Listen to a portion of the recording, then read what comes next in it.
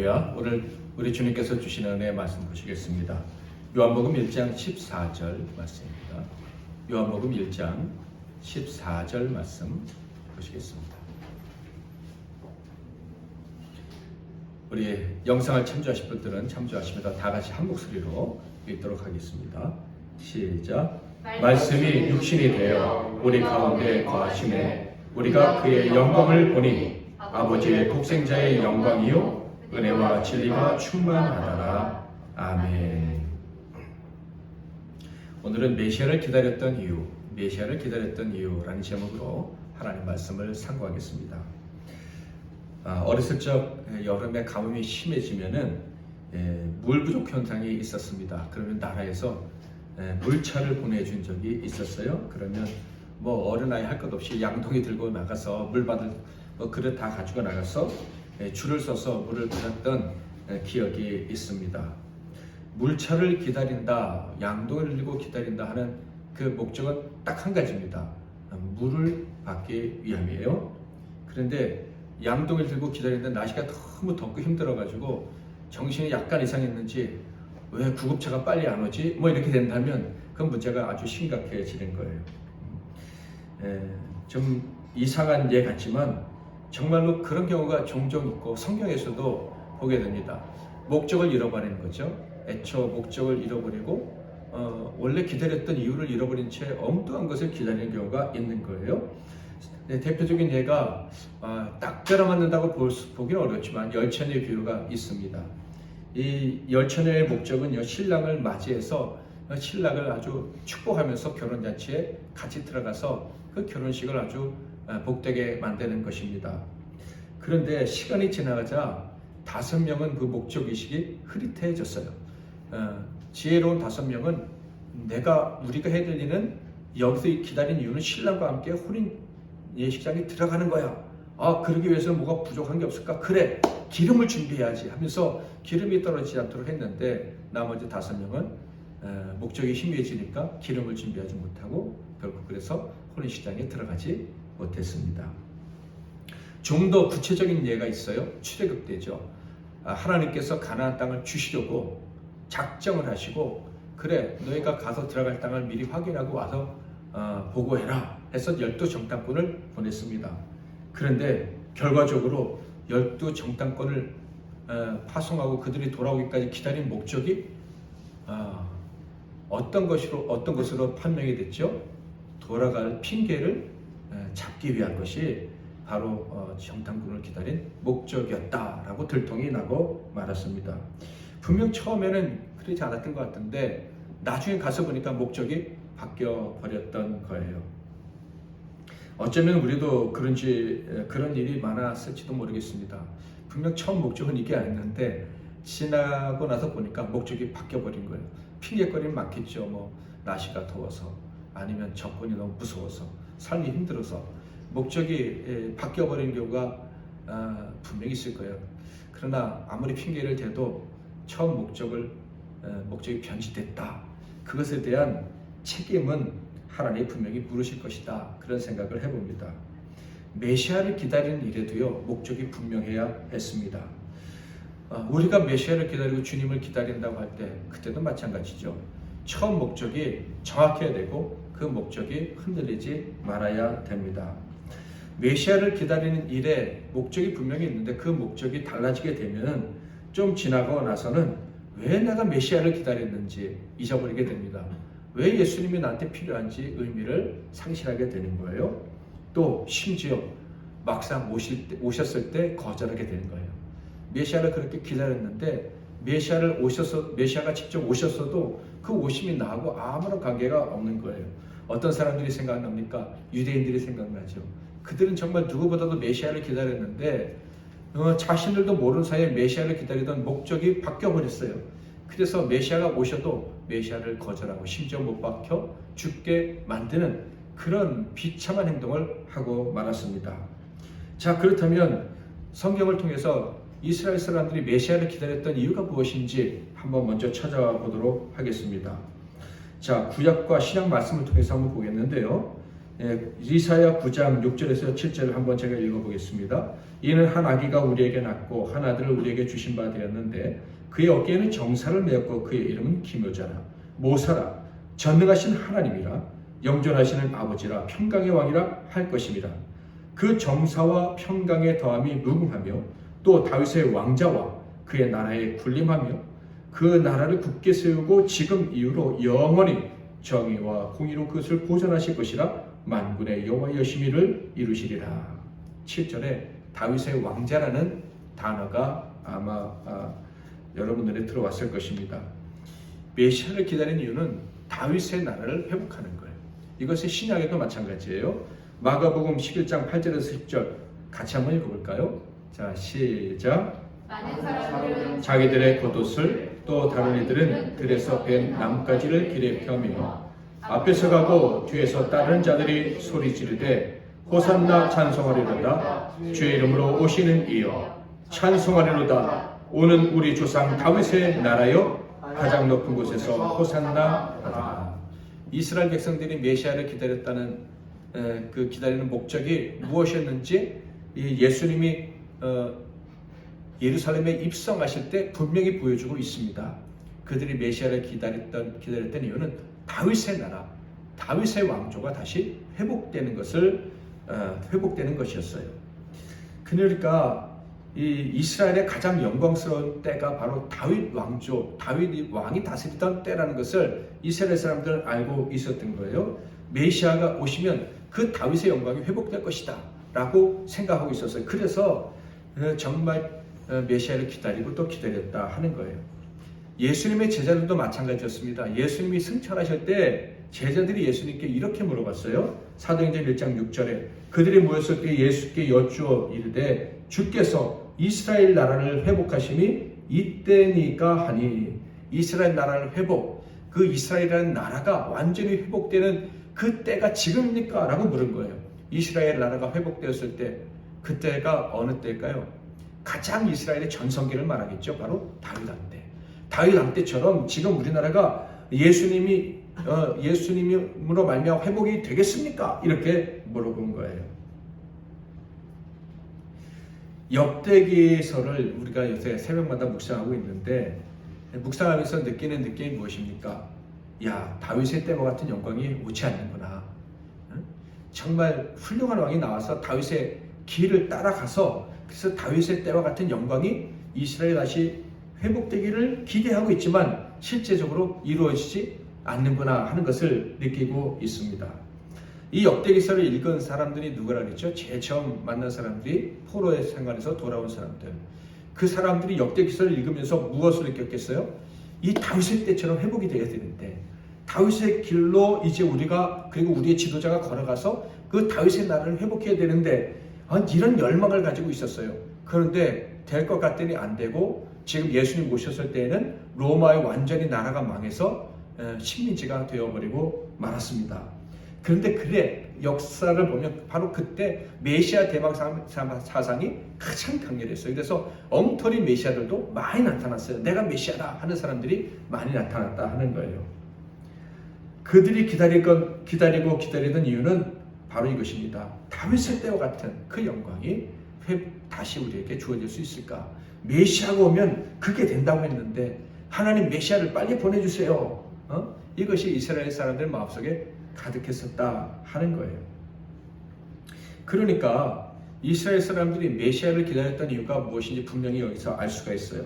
바로 다윗의 때처럼 이 왕권이 강력하고 그리고 나라가 완전히 독립되어지고 강력한 군사력으로 말미암아 다른 나라가 우리를 건드리지도 못하고 그래서 국위영화를 누리는 그런 나라를 고대했기 때문에 메시아가 빨리 오시기를 바랬다 하는 거예요. 쉽게 말하면 자존심도 세워지고 배도 부르고 태평성대를 누리는 이 샬롬의 시대 그것을 꿈꾸고 메시아를 소망했다 하는 거예요. 자, 그런데 정작 메시아가 오셨을 때 그들의 소망이 충족이 되었나요? 예수님이 오셨습니다. 자기가 하나님의 아들 메시아라고 합니다. 그런데 그분이 오신 목적을 얘기할 때는 우리들이 기다렸던 것과 맞지 않는다 하는 생각이 드는 거예요. 심지어 세례 요한마저도 좀 헷갈렸어요. 예수님을 가만 보고 있는데 분명히 저분이 메시아가 맞는데 내가 계시받은 대로 저분이 분명히 예수님이고 하나님이 보내신 메시아고 그 머리 위에 이 성령이 비둘기처럼 내리는 것도 봤는데, 그런데 메시아 같은 느낌이 안 드는 거예요. 왜요? 나라가 회복이 안 됐잖아요. 자기는 지금 헤롯에게 잡혀가지고 죽게 생겼잖아요. 하나님의 나라가 회복되고 예수님이 정말 권력을 잡으시면은 내가 이런 일을 안 당해도 되는데 이게 막 헷갈리는 거예요. 그래서 제자들을 보냈습니다. 예수님 오실 그분이 당신이 맞습니까? 그러자 예수님이 내가 맞다라는 말 대신에 내가 맞는 이유, 내가 메시아인 이유가 이것이다 라고 얘기를 해주시는 거예요. 마태복음 11장 4절에서 5절 같이 한번 읽어보겠습니다. 시작. 예수께서 대답하여 이르시되 너희가 가서 듣고 보는 것을 요한에게 알리되 맹인이 보며 못 걷는 사람이 걸으며 나병 환자가 깨끗함을 받으며 못 듣는 자가 들으며 죽은 자가 살아나며 가난한 자에게 복음이 전파된다 하라. 여러분, 이것이 하나님 나라가, 다윗의 나라가 다시 세워진 것이다 라는 말씀으로 들리십니까? 아마 당시 모든 사람들은 그렇게 들리지 않았을 것 같아요. 그런데 세례 요한은요, 이 말씀을 듣고 아멘하고 기쁘게 순교할 수가 있었습니다. 도대체 어떻게 그럴 수 있었을까 하는 생각이 듭니다. 도대체 메시아가 오셔서 다윗의 나라를 회복한다는 것은 어떤 것일까? 어떤 것이기에 왜 우리는 이해가 안 되고 예수님과 세례요한 사이에는 이 통할 수 있었을까 하는 질문을 하지 않을 수가 없어요.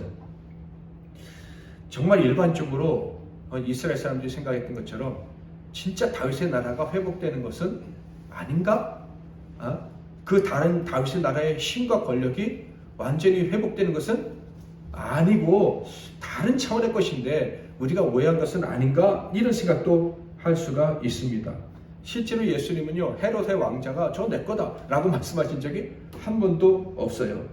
도리어 높은 사람들과 가까이 하거나 높은 사람들을 대적하고 자리를 뺏으려 하시거나 뭐 그런 의도는 전혀 보이지 않고 오히려 낮은 사람들, 죄인과 세리들과 심지어 창기와 이방인들과 가까이 하셨어요. 누가복음 15장 2절에 보면 이런 말씀이 있어요. 바리새인과 서기관들이 수군거려 이르되 이 사람이 죄인을 영접하고 음식을 같이 먹는다 하더라. 바리새인들과 서기관들이 왜 예수님께 관심을 가졌는지 아십니까? 예수님의 인기가 높아져서도 그렇기도 했지만 예수님이 진짜 메시아일지도 모른다 라는 생각이 있었기 때문에 주위에서 지켜봤던 거예요. 그런데 이들은 예수님을 지켜보면 지켜볼수록 예수는 메시아가 아니다 라는 확신을 가질 수가 있었습니다. 가만 보니까 예수는요, 왕이 될 시체말로 깜냥이 아닌 거예요. 왕이 되려면 좀 신분도 좋아야 되고 공부도 또 많이 해야 되고 높은 사람들과 지체 높은 사람들과 이렇게 좀 교제도 하면서 이 관계의 폭을 넓혀야 뭔가 일어섰지 않을 때 뭐 으쌰으쌰 하면서 뭐 나라를 회복하고 로마를 쫓아내고 이럴 수 있는데, 아니 예수님은 죄인들, 약한 자들, 별 볼 일 없는 사람들, 그들의 눈에는 심지어 이 정말 발바닥에 때만도 못하는 사람들과 예수님이 같이 하시는 거예요. 그러니까 거룩한 분, 하나님이 보내신 메시아, 이렇게 생각을 할 수가 없었다 하는 거예요. 그런데 분명한 것은 세례 요한은 그런 예수님이 메시아다, 하나님의 나라를 회복하실 분으로 믿었다 하는 거예요. 그러므로 여기서 우리는 이 아주 중요한 개념을 정리하고 넘어가야 될 거예요. 다윗의 나라가 도대체 무엇이냐는 거예요. 다윗의 나라의 본질, 하나님 나라의 본질, 하나님이 회복하신 나라, 그리고 다윗이 세우려고 했었던 나라, 세웠던 나라, 그 나라의 본질이 무엇인지 분명히 이해를 해야 할 것입니다. 다윗의 나라가 얻은 영광이 무엇인지 그것을 이해하지 못한다면, 오해한다면 유대인들처럼 메시아를 기다려도 헛되이 기다리는 것이고, 기다렸던 메시아가 오셔도 그분을 맞이하지 못할 것이기 때문에 그렇습니다. 다윗의 나라는요, 일반적으로 유대인들이 생각했던 것처럼 독립, 자주, 자유, 부귀, 영화, 권력 이런 게 아니었어요. 여러분 실제로 남북 이스라엘 역사를 보면요, 다윗의 길을 가지 않아도 부강했던 나라들이 있어요. 아합과 그의 아버지 오므리 왕 때, 그리고 그 이후에 여로보암 왕 때 북이스라엘이 얼마나 부강했었는지 몰라요. 그런데 성경의 평가는 그들이 다윗의 길로 가지 않았고 그들은 처음부터 마지막까지 악한 왕들이었다 하는 거예요. 다윗의 나라가 아닌 거예요. 권력과 부귀 영화가 회복되는 것이 다윗의 나라라면 오므리 때도 아합 때도 심지어 아합 때도 그리고 여로보암 왕 때도 이 하나님의 나라가 회복됐다 이렇게 말을 해야 할 것입니다. 그러니까 부귀 영화나 권력, 힘 같은 것들은 하나님의 나라, 다윗의 나라의 본질이 아닌 거예요. 다윗의 나라와 다른 나라들과의 차이점이 무엇입니까? 다윗의 나라의 특징이라고도 할 수가 있는데요. 그것은 바로 이것입니다. 다윗의 나라는요, 오직 하나님과 그 하나님이 주신 언약을 가장 소중히 여기는 나라인 거예요. 그래서 다윗 하면 뭐가 생각납니까? 성전. 어떻게 하면 성전을 세울 수 있을까?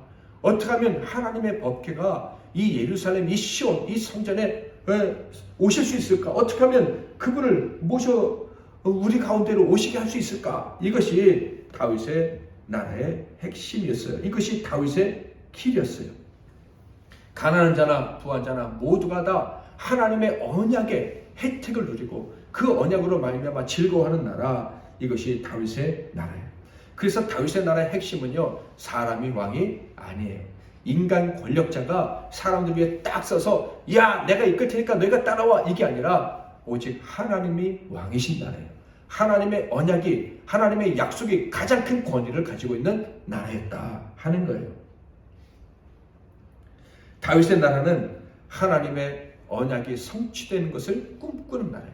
하나님이 보실 때 아무리 사람이 좋다고 해도 아니다 하면 아닌 거고, 사람이 볼 때는 이것은 도저히 할 수 없는 일이고 아닌 것 같아요 하더라도 하나님이 하라면 순종해야 되고, 그래서 성취되는 그것이 하나님의 나라입니다.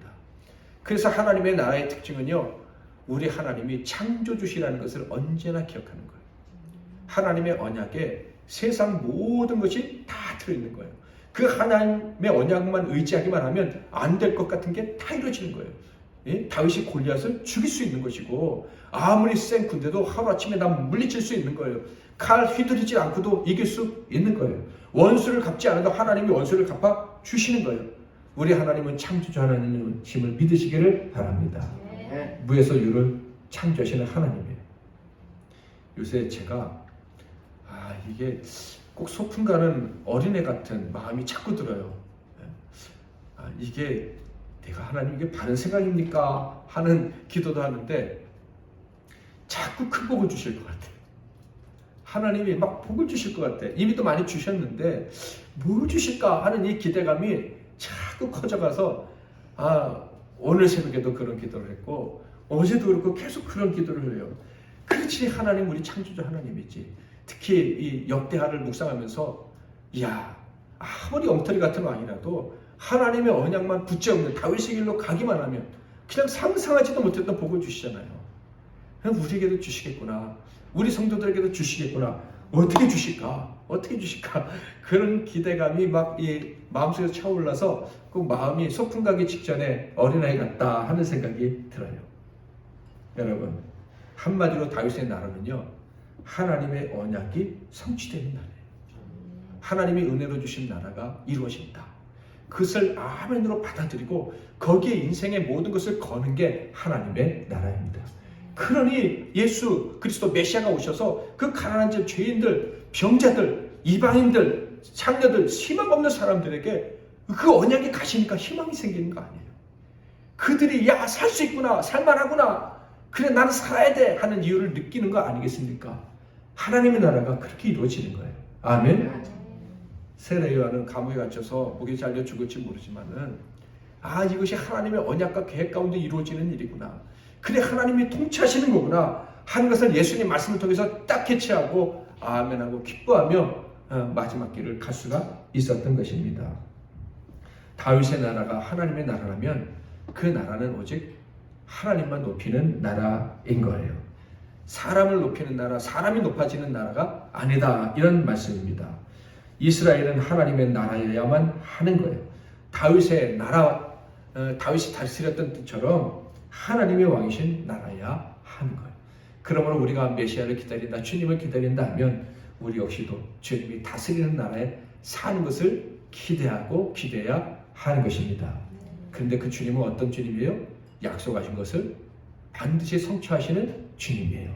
어떤 능력으로? 온 세계를, 천지를 창조하시는 능력으로 다스리시는 주님이에요.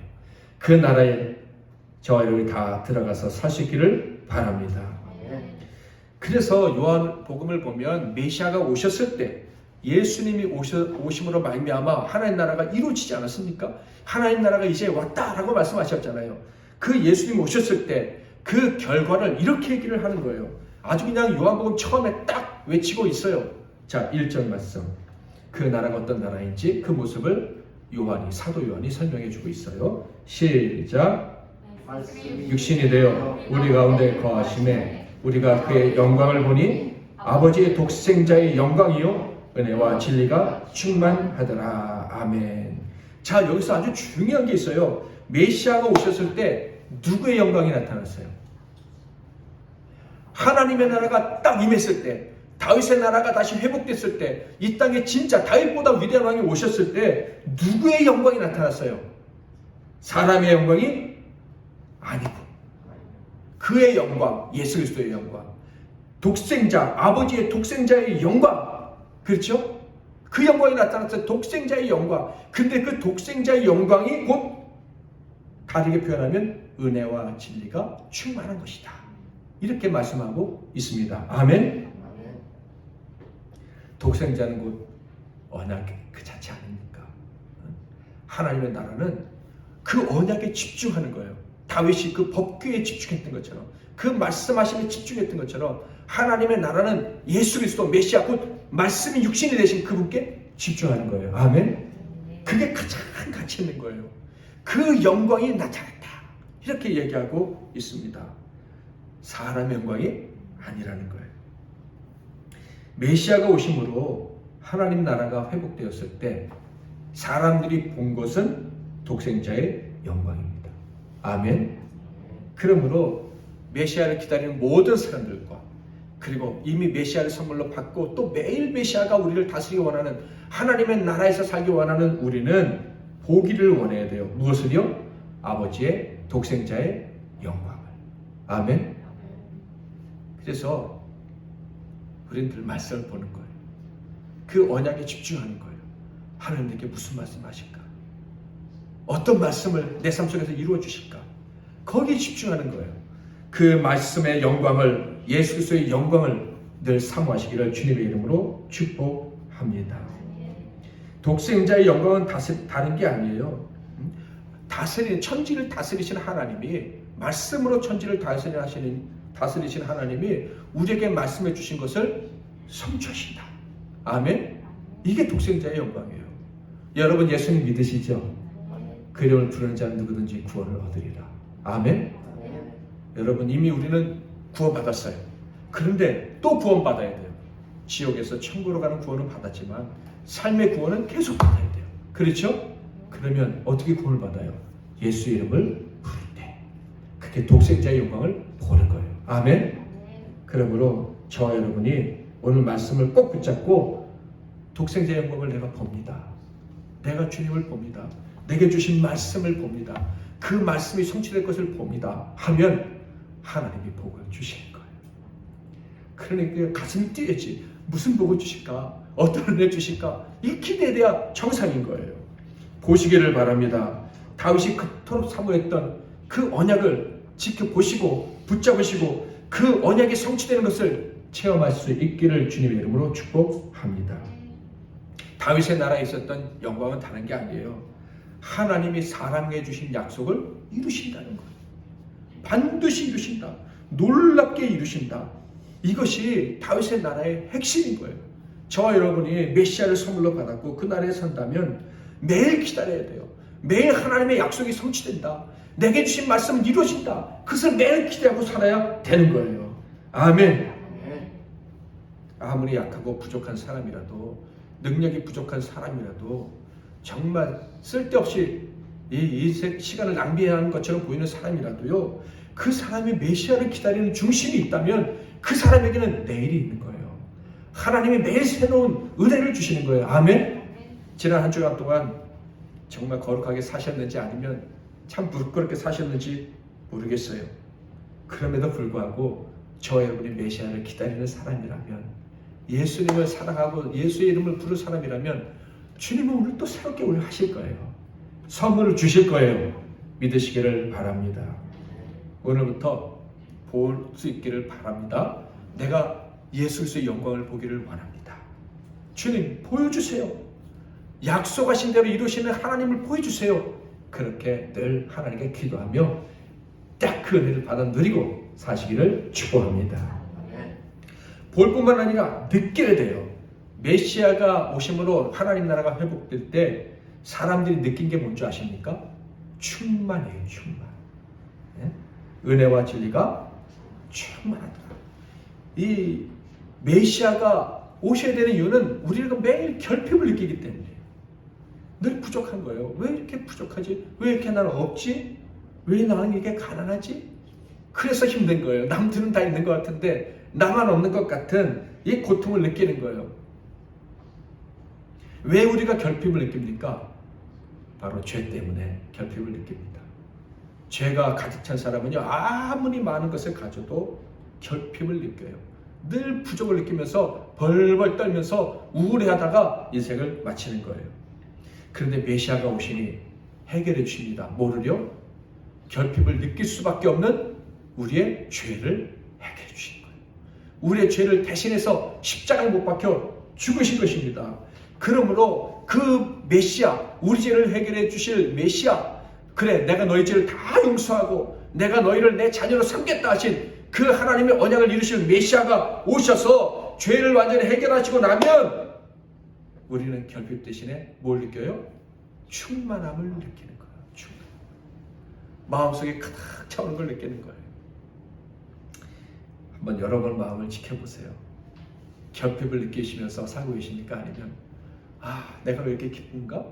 내가 이렇게 가득 찼지? 가진 거 하나도 없는데, 잘난 체가 하나도 없는데 왜 이렇게 담대해지지? 왜 소망이 생기지? 하는 그런 느낌을 가지고 살아가고 계십니까? 메시아를 만난 사람들은요, 충만함을 느끼는 거예요. 그런데 특별히 무엇에 대한 충만함입니까? 뭐에 대한 충만함이죠? 은혜와 진리에 대한 충만함. 은혜가 뭡니까? 아시다시피 자격이 없는 자에게 무조건 베풀어 주시는 자비예요. 자격이 없는 자에게 무조건 하나님이 선물을 주시는 것, 그것이 은혜고, 진리는 무엇입니까? 마땅히 가야 될 길이에요. 헤매지 않고 가야 될 길. 그러면 그 길로 가면 천국으로 바로 가는, 복된 길로 가는 그 길을 알려주는 게 진리인 거예요. 그런데 그게 충만하다. 메시아를 기다리는 사람은요, 그거를 느끼는 그 날을 기대해야 되는 거예요. 이야, 하나님이 나같이 자격 없는 자에게 무조건적으로 주시는구나. 그것도 감당할 수 없을 정도로 엄청나게 주시는구나. 아멘. 요새 제가 이런 생각을 한다니까요. 물론 제가 다윗의 혈통은 아니지만 영적으로는 아브라함의 자손이고 예수님과 친구가 됐고 형제가 됐잖아요. 제 혈통이 아주 꽤 괜찮아요. 옛날에 성경 교재가 있었죠. 예수님 짤이라고. 10원짜리 100원짜리가 아니고 예수님 짤이. 예수님이 가지고 샀으니까 예수님과 동등한 가치를 가지고 있다. 하나님 보실 때는 괜찮은 사람이란 말이에요, 제가. 그런데 제가 봤을 때는 히스기야는 좀 괜찮지만 우사, 아사왕, 우시야왕 이런 왕들을 보면 처음엔 잘하다가 나중에 못하잖아요. 그럼에도 불구하고 하나님이 조금만 잘해도 얼마나 복을 많이 주시는지 몰라요. 그 백성들에게 막 선물을 주고도 남을 정도로 하나님이 복을 주시잖아요. 이런 것들을 보면서 하나님이 거저 주시는 은혜를 나에게 주실 때 얼마나 많이 주실까? 그런 생각을 하는 거예요. 사랑하는 성도 여러분, 옆에 계신 분들하고 이렇게 인사 한번 해보겠습니다. 기가 막히게 주실 거예요. 기가 막히게 주실 겁니다. 거기 부사가 하나 빠졌죠? 많이, 기가 막히게 많이 주실 겁니다. 아멘. 네. 하나님은 저와 우리 성도들에게 그렇게 주실 줄 믿습니다. 그래서 기대가 돼요. 기대가 돼요. 특별히 우리는 예배 드릴 때마다 마음을 다해서 드리려고 애를 쓰잖아요. 그 예배를 드릴 때 마음을 다해서 드리기만 하면 하나님이 얼마나 기뻐하시고 복을 막 쌓을 곳이 없도록 쏟아부어 주셔서 히스기야 왕 때는 몇 개월 동안 그 복을 쌓았다고요? 7개월 동안 막 산더미처럼 쌓았다. 이렇게 기록되어져 있잖아요.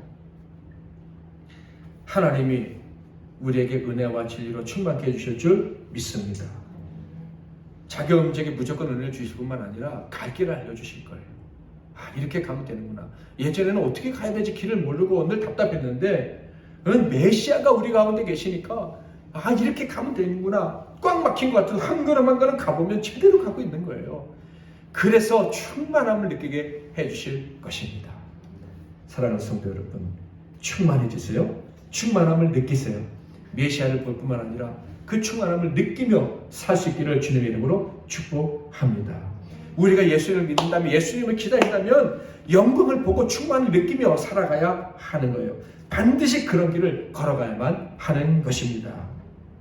자, 그런데 우리에게 영광을 보여주시고 충만을 느끼게 하실 예수님 어떤 분이라고 설명하고 있어요. 아주 중요한 얘기가 14절의 앞부분에 있어요. 한 번 더 읽겠습니다. 시작. 말씀이 육신이 되어 우리 가운데 거하시니 우리가 그의 영광을 보니 아버지의 독생자의 영광이요 은혜와 진리가 충만하더라. 말씀이 육신이 되셨다는 것은 어떤 의미인지 아시죠? 말씀이 뭡니까? 하나님의 능력인데 천지를 창조하시는 능력이에요. 아담과 하와에게 가장 좋은 것을 주셨던, 아담과 하와를 위해서 모든 것을 다 예배해 놓으셨던 그 능력이 말씀인 거예요. 그 말씀이 몸을 입고 사람이 되셔서 어떻게 해요? 우리 가운데 거하신다. 드웰링, 거주한다. 함께 사신다. 이런 뜻이에요. 그러니까 유대인들은 기다렸다라고 말을 하지만 사실은 그 메시아는 이미 그들과 함께 계셨던 거예요. 그러니까 하나님의 나라가 어떤 것인지만 제대로만 안다면 이미 그분의 은혜를, 그분이 함께 하신 그 혜택을 다 누릴 수 있는 조건은 갖추어져 있었다 하는 거예요. 아멘. 저와 여러분에게는 이미 예수님이 함께 계신 줄 믿습니다. 그러므로 우리가 그 언약을 붙잡고 그 언약을 보고 그것이 하나님의 능력이라는 것을 알고 산다면 우리의 삶에는 늘 충만함이 경험되어지는 그런 역사가 일어나게 될 것입니다. 우리는 지금 이미 만났고요. 사실 우리가 느끼지도 못하는 가운데서도 영광과 충만을 경험하고 있어요. 오늘 이렇게 말씀을 듣는 것만 해도 우리는 지금 보고 있는 거예요. 영광을. 그렇죠? 집에서 성경을 읽으시는 것만 해도 영광을 보고 계시는 거예요. 이제 남은 건 충만이죠. 충만을 느끼고 살면 되는 거예요. 그럴 수가 있습니다. 올해 우리 교회가 세워졌는데 설립 목적이 무엇입니까? 한번 보여줄까요? 읽어보겠습니다. 시작. 하나님 나라와 그 영광만을 위해서 하는 교회가 되라. 우리 교회가 가장 중요한 가치가 뭐라고요? 하나님 나라. 그러니까 그 영광, 그 말씀, 그 언약이 우리 한가운데 있는 거예요. 아멘. 그럼 이제 체험하는 것만 남았죠. 충만한 삶. 올해 주제도 한번 읽어보겠습니다. 시작. 천국 시민으로 거듭나라. 여러분은 천국 시민으로 거듭나라는 게 어떻게 들리십니까? 책임감을 가지고 살아라 이렇게 느껴지십니까? 저는 그렇게 느껴지지가 않아요. 천국 시민으로 살아라 이 말은 충만하게 살아라, 복받고 살아라, 당당하게 살아라, 염려하지 말고 살아라, 기뻐하며 살아라, 감사하며 살아라, 행복하게 살아라. 전 그렇게 느껴집니다. 맞지요? 네. 여러분, 지금 우리와 우리 땅에 많은 크리스찬들이 시험을 받고 있어요. 코로나 때문에. 그래서 두려움도 느낍니다. 왜 이런 일이 일어납니까? 우리 지난주에 살펴봤죠. 이런 시험을 받는 이유는 우리의 죄악 때문이라고. 그렇다면 이 시험을 어떻게 헤쳐나가면 되겠습니까? 메시아를 기대해야죠. 우리의 구원자, 우리의 죄악을 해결하시고 우리를 충만케 하실 예수님을 바라보고 또 바라보아야 하는 것입니다. 그런데 이미 예수님 우리 가운데 계시니 이제 우리는 결정을 해야 됩니다. 두려워하지 않기로, 염려하지 않기로 결정을 해야 됩니다. 시험회 때 어떻게 해야 된다 그랬어요? 혹시 기억나십니까?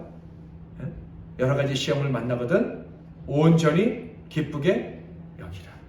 여러분, 지금 상황이 어떻든지 앞으로 어떤 상황이 또 펼쳐지는지 온전히 기뻐하시기를 바랍니다. 왜? 우리는 메시아를 기다리니까.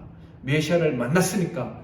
우리는 영광을 보며 살아가는 사람들이고 충만함을 선물로 받은 사람들이기 때문에 그렇습니다. 저는 한 해를 마무리하면서 또 성탄절을 준비하면서 저와 여러분의 마음속에 기대감이 커졌으면 좋겠다 하는 생각을 하게 됩니다. 힘들게 시작한 한 해였지만 여전히 사람들이 힘들다고 하지만 이 연말에 저와 여러분은 하나님이 주신 엄청난 선물들을 받았으면 좋겠고 그렇게 될 것이다. 그렇게 될 것을 바라면서 여러분을 축복합니다. 어렸을 적에 불렀던 찬양이 있어요. 돈으로도 못 가요 하나님 나라. 무엇으로 가죠? 믿음으로 가는 나라. 그 믿음이 무엇입니까? 예수님이 우리와 함께 하신다. 우리가 그 영광을 보고 있다. 우리에게 주신 약속은 다 이루어질 것이다. 거기에 또 하나 또 뭡니까? 우리는 충만하다. 우리에게 부족함 없이 하나님이 채워주실 것이다. 감정적으로 삶의 모든 또 현실적으로 부족함 없이 채워주실 것이다. 이것이 우리의 믿음입니다. 이 믿음으로 우리가 하나님 나라 백성이라는 것 연말이 가기 전에 다 증명할 수 있기를 바랍니다. 오늘 기도하실 때 하나님께 받고 싶은 것이 있으면 기도하세요. 하나님이 주실 줄 믿습니다. 여러분의 마음속에 하나님이 이렇게 채워주시는구나, 충만케 하시는구나, 이런 감격을 저는 주실 줄 믿습니다. 아멘.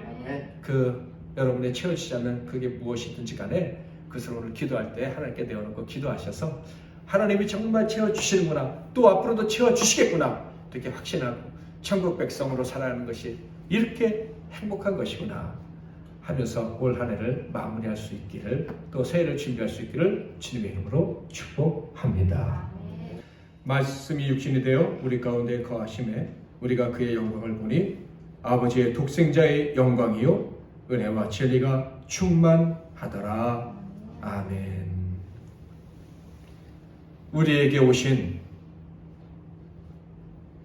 메시아의 그 보혈의 공로를 의지하여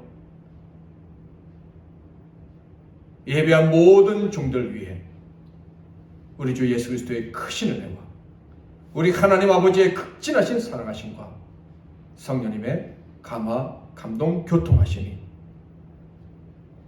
이제부터 영원토록 함께 하실지어다. 아멘.